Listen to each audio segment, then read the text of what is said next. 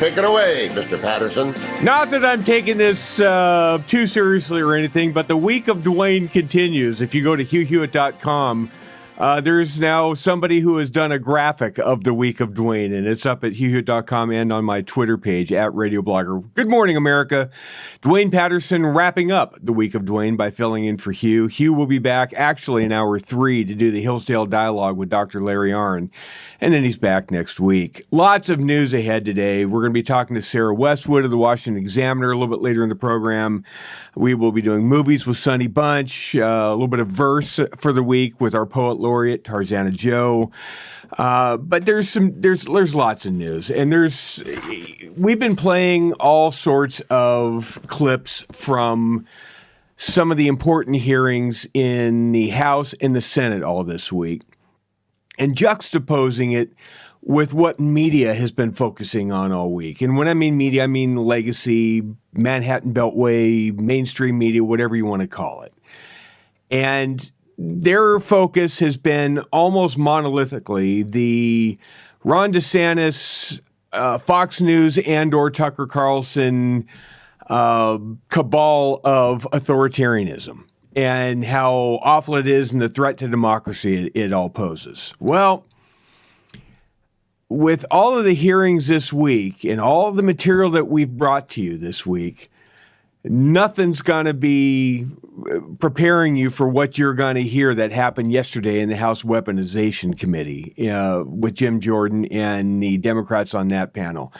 That's going to happen a little bit later on in the program too. But that, if you didn't hear it, that is extended stupid on display.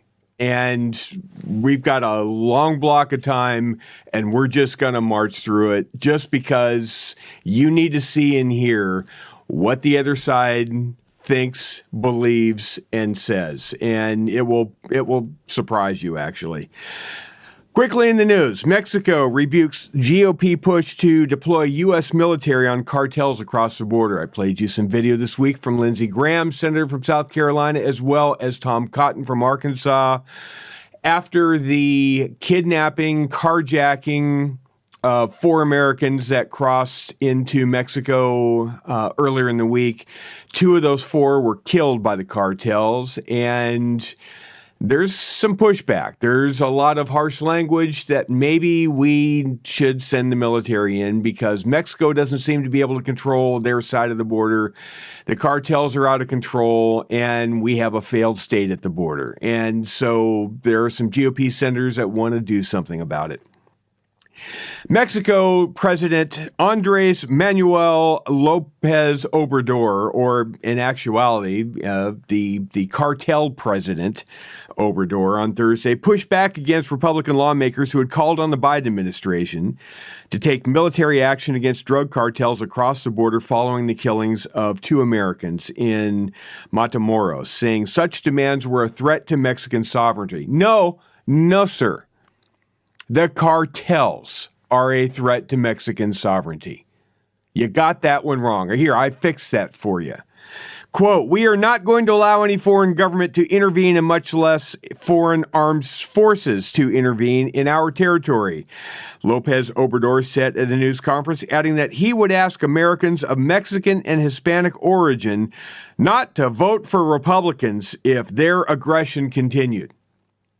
So if we on this side of the border don't relax the rhetoric against the cartelistas on the border that are killing Americans and poisoning hundreds of thousands with fentanyl, why the president of the cartels and what's left of Mexico is going to signal to everybody that left the failed state to come here because it's a failed state. He's going to tell them, whatever you do, don't vote for Republicans. Well, thanks. That's really helpful. He is minimizing the impact of fentanyl and says it's not our problem, it's an American problem. It's your problem, not ours. We don't have anything to do with the stuff. Well, the ingredients come from the CCP. The ingredients to fentanyl come from China, but they're landing in Mexico and they're being produced formulated and distributed by the cartels.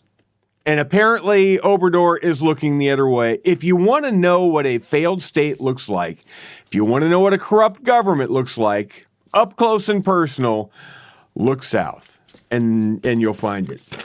Speaking of corrupt and problematic, New York Times writing today, Xi Jinping solidified his status as China's most powerful leader in decades by sweeping into a new term as president on Friday as he steals the country for an era of superpower rivalry and seeks to revive a battered economy. Here's a surprise. The CCP decided to basically let Xi Jinping be the leader for pretty much as long as he wants to be.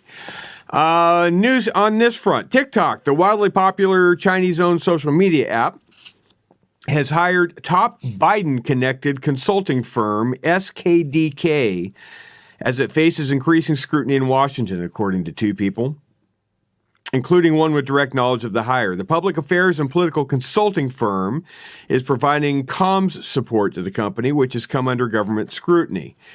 SKDK is seen as the most well-connected Democratic firm in Washington, with former top employees in senior and mid-level roles in the Biden administration.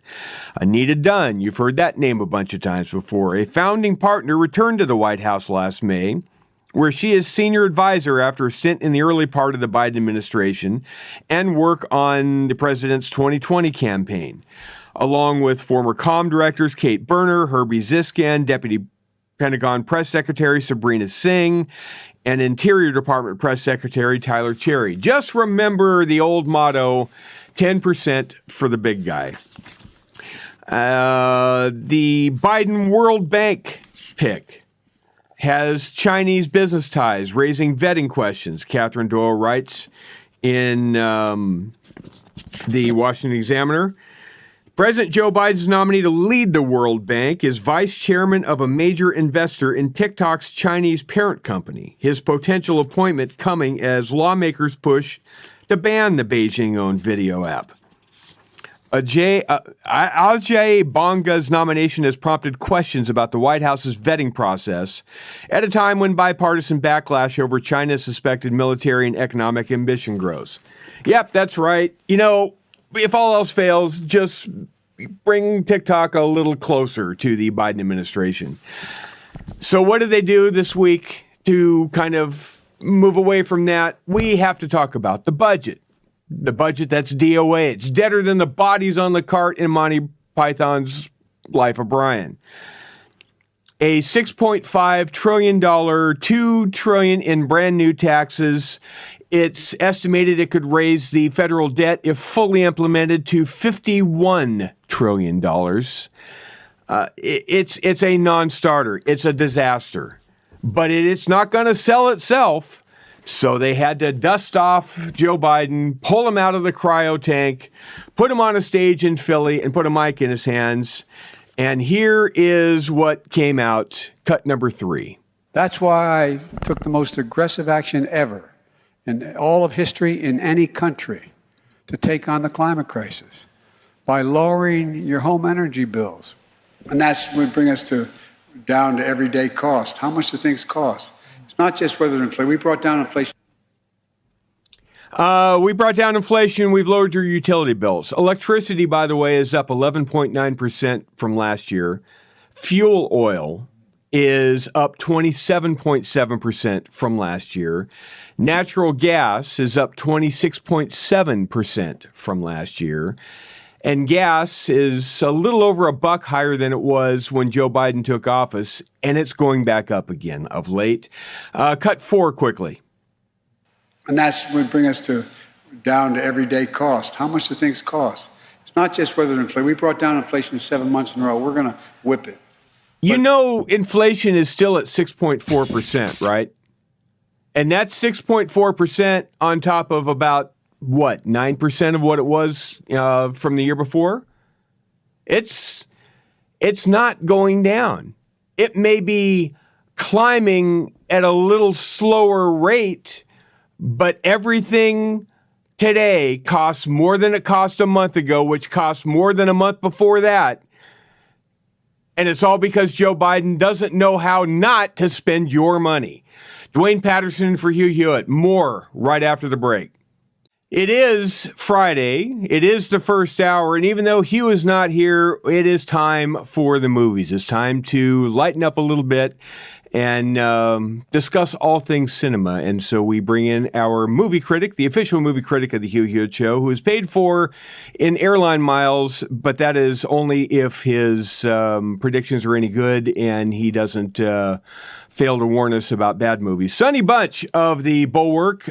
You can see and listen to Sonny's podcast, Bulwark Goes to Hollywood and Across the Movie Aisle. Hello, Sonny. How you doing? I'm good, Duane. How are you? I'm doing grand. So I'm guessing we're doing Creed 3 this week. Is that what we're doing? Well, Creed 3 came out last week. Big hit. People excited about the Creed franchise. They love Creed. Are you a Rocky fan, Duane? Are you a Rocky franchise fan? I have seen a couple of to me, you've seen one Rocky, you've seen them all, right? I mean, it's like to me, it's like watching a James Bond film, right? It's kind of the same movie, right?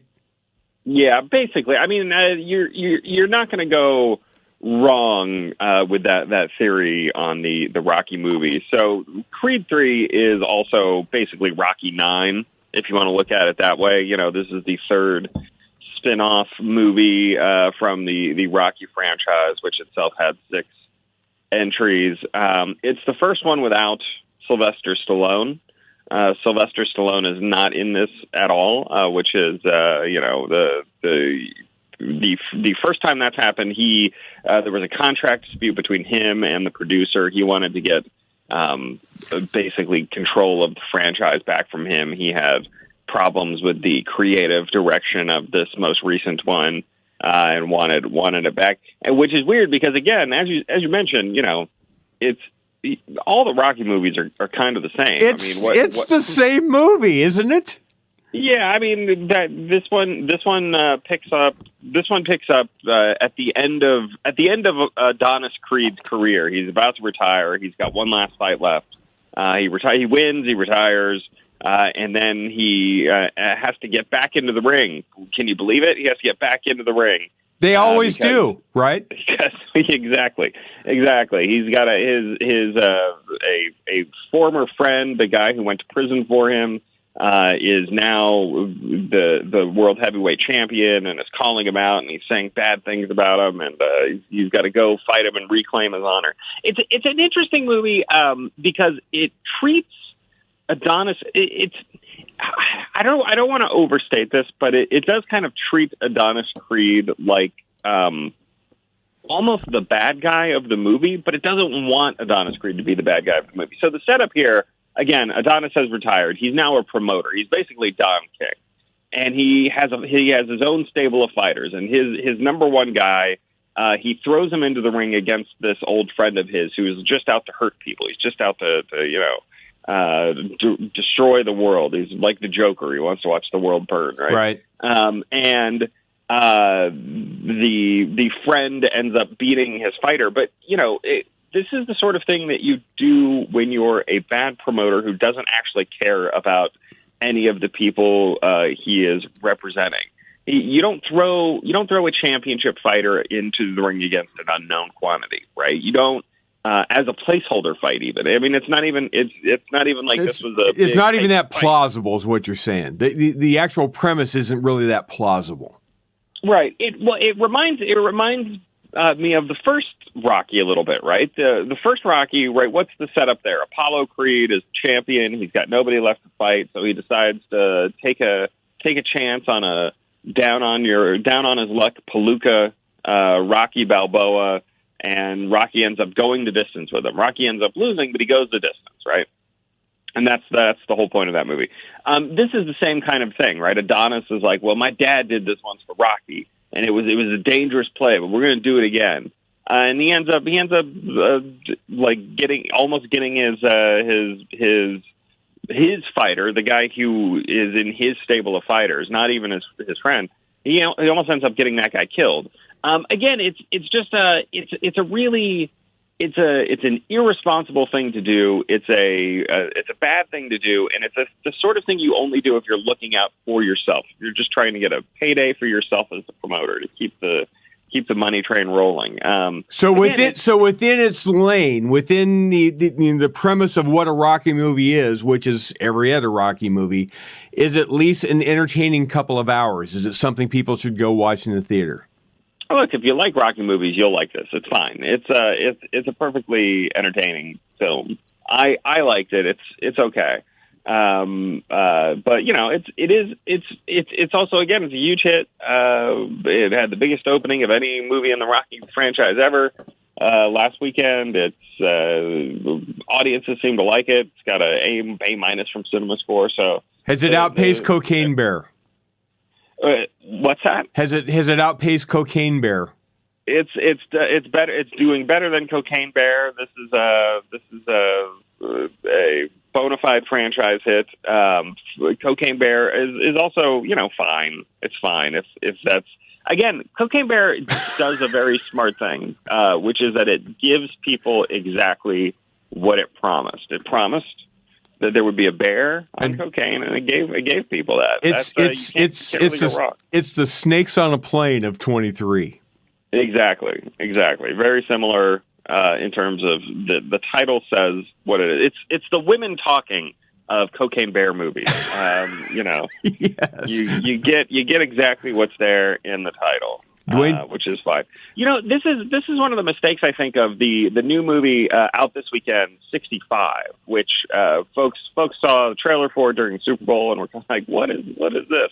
But the plot of 65 is that it's actually 65 million years ago, and Adam Driver is an. Oh, I do remember seeing this trailer. Okay, I know which one you're talking about now. Okay, so Adam Driver comes to Earth. And his spaceship crashes, and there's one survivor from the spaceship, and it turns out he's on Earth, and it's 65 million years ago, and he's got to fight dinosaurs to survive. So 65, again, it kind of a weird title, because on the one hand, it does just promise that it's 65 million years ago. On the other, the ads that you've seen have, you know, it's basically being pitched as Adam Driver fights dinosaurs. And there's not nearly enough Adam Driver fighting dinosaurs in this movie for my own personal taste. I feel like this movie needed at least 40% more Adam Driver versus dinosaur fights. Does he have a lightsaber? Does he have space travel implements of destruction? Because it wouldn't be a fair fight for the dinosaurs. Well, he's got a space rifle. He's got a space rifle that shoots space bullets. Okay, so he's got kind of a blaster. He's got kind of a Han Solo blaster. Kind of. It's more of an assault rifle than a pistol. You know, it's a handy weapon. I mean, he uses it to take down several very large dinosaurs. Okay. And this is the other real problem with the movie. It's not just the setup here is Adam Driver, little girl survivor. They have to survive against the dinosaurs. Well, really, what it is kind of a almost parental melodrama. You know, he is taught to love again by her. She represents the daughter that he has lost in the rest of his life. He has to save her, and it's kind of there are kind of cute, funny moments where, you know, she's acting like a little girl, he's acting like a annoyed dad. Any parent will recognize some of the emotions that he is going through. You know what this sounds like it would be to me? This sounds to me like what a movie would be if Jon Favreau and Steven Spielberg decided to redo Jurassic Park. It's not wrong. I mean, you have to, you're treading on dangerous ground when you decide to make a movie that prominently features Tyrannosaurus Rex attacks. Because you're inviting comparisons to Jurassic Park, and look, this movie's no Jurassic Park. Again, it just doesn't. It's hard to say exactly what's wrong with this movie, except for the fact that it is just kind of boring. It's the cardinal sin of being just kind of boring. Boring is bad for a dinosaur movie. Right. I mean, the action scenes themselves are just kind of boring. We live in this kind of John Wickified age of action, right? Where you have these great set pieces that are put together that are designed very well by stunt teams and stunt coordinators, and they are exciting and they're fun, and they take place in a world that is kind of realistic but not that realistic. Another movie like this in this vein is Bullet Train, right? Same basic idea. Right. We have these great action ideas, and this is almost a throwback to a very bad time in action. The late 2000s, early 2010s, when everything is just like kind of straightforward CGI, and it's a lot of like running around and pointing and shooting at things that clearly aren't there. It is not very exciting. Okay, so I got one more I want to do with you, and so just a quick up or down. I know you're kind of torn on this one. See it or not see it? I think you can skip it. It's a movie. If you're really interested in it, you can watch it at home without missing a whole lot. This one isn't out yet, but the trailer for it is very intriguing to me. This is No Hard Feelings. You have a piece about this up on Twitter right now at Sonny Bunch. We got to talk about this for a second, because let me give you my theory on this. This is a movie, looking at the trailer that got dropped. This is the new Jennifer Lawrence movie that's going to be out this summer, right? It's going to be one of the, quote, summer comedy blockbusters. At least they're attempting it to be. No Hard Feelings. It looks to me like every funny scene is probably in the trailer. However, most guys are going to find a way to create a diversion from the relationship they're in to go excuse themselves for about 2.5, 3 hours to go sneak out and watch it, and they're probably going to laugh silly. That's my theory. Yeah, so the premise of this movie, for folks who haven't seen the trailer, is Jennifer Lawrence plays a down on her luck woman who loses her car, and to get a new car and get a new job, she is tasked with sleeping. About 30 seconds, son. You got to go quick. 30 seconds. Right. But yeah, no, it definitely looks like a kind of a sexy rom-com. Definitely a chance that a lot of the jokes are in the trailer, but we'll see. It looks like a rehash of Failure to Launch, actually, to me, but with a lot more coarse language. Sonny Bunch across the movie aisle, and Bulwark Goes to Hollywood. You can also read everything at Sonny Bunch and link through. Thank you very much. Duane Patterson in for Hugh. I'm joined by Sarah C. Westwood of the Washington Examiner, congressional and investigative reporter extraordinaire. Hello, Sarah. Good to have you here. Good morning. Thanks for having me. So, did you perchance watch any of the weaponization committee yesterday and all the fun that we learned out of that from House Democrats? I want to play there was a whole bunch there that was really interesting to me, especially when you've got those noted conservative reporters, Matt Taibbi and Michael Schellenberger, on the dais. Here is Representative Stacey Plaskett, cut 14, Jacob. Mr. Chairman, I'm not exaggerating when I say that you have called before you two witnesses who pose a direct threat to people who oppose them.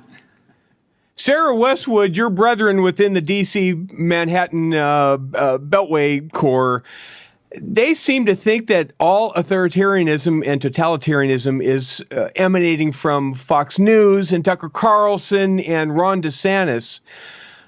But where are they with all this stuff that we heard yesterday?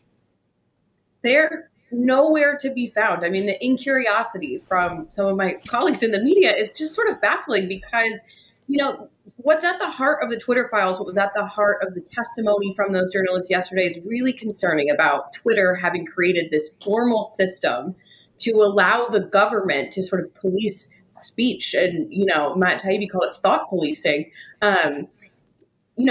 through Twitter, and allow the intelligence agencies to sort of control what information could be out there while maintaining this lie that they're a private company that is acting neutrally in public. And when that was not the case, I mean, it's a really concerning thing to have happen. And, this is a regime that sort of treats all dissent as like threatening opposition, and that's kind of what you heard the ranking member talking about there. But outside of, a couple of places, at the Examiner, your colleagues at the Examiner, outside of a couple of conservative outlets, does anybody in legacy media understand the irony of the media coverage this week versus the reality of that hearing yesterday? Well, I think that they don't care is the thing. They have sort of this productive alliance with the government, with Democrats in power. And so, exposing the way that works really works against their interests in a lot of ways, because these arms now are all sort of working together, right? The corporate media, big Absolutely. tech, and so why would they want to disturb an arrangement that's working pretty well for them? But they're not content even to let, conservative journalists or conservative speakers have even their little corner of society. They just want them totally, eliminated. Exactly. Yeah. Exactly right. Speaking of eliminated, it's not going to see the light of day so long as Kevin McCarthy is Speaker of the House. But Joe Biden dropped his budget. I saw some estimates are if he got his will in this budget, it would the federal debt would look something like $51 trillion when all is said and done. There's a piece over the Washington Examiner right now by Sarah Westwood that has 6 takeaways. Sarah, why don't you give us a couple that you think are of note that we need to know about? Well, I think it's a wish list, right, for President Biden and all things that he plans to run on. One of the things that sort of stuck out to me is that, he got nearly $400 billion for climate clean energy projects in the Inflation Reduction Act that Democrats passed last year. And yet this contained just hundreds of billions more for more and more climate projects. I mean, it was a huge focus of the budget. Every federal agency had billions of dollars going towards some sort of climate or environmental justice project or something of that nature. So that the whole climate agenda has really overtaken so much of what the federal government is doing, even when you're not just talking about what's going on at the Department of Energy or EPA. So that was a big one. The Biden administration is claiming that would be a deficit reduction budget, but that relies on a set of tax hikes, that have really no chance of passing Congress. But some of this big spending stuff does, and that is going to sort of blow up the deficit. Yeah, I think so too. When you went through it to write this piece, looking at least partially through the budget, did you get to the part about the student loan forgiveness program? The Biden administration hasn't loved talking about that. That wasn't one of my takeaways. That's because it's not in there. They're just pretending that doesn't exist. Well, I think there's a realistic expectation of that being struck down in court, and the Biden administration doesn't seem to be fighting that hard to keep it alive. Yeah, I think so too. Read everything that Sarah writes over at the Washington Examiner, and you can link through it on Twitter at Sarah C. Westwood. Sarah, great stuff as always. Great to have you on the show. We will talk again next week with Hugh. I am Duane Patterson. The week of Duane has now concluded. I turn things over to the show's rightful owner, Hugh Hewitt.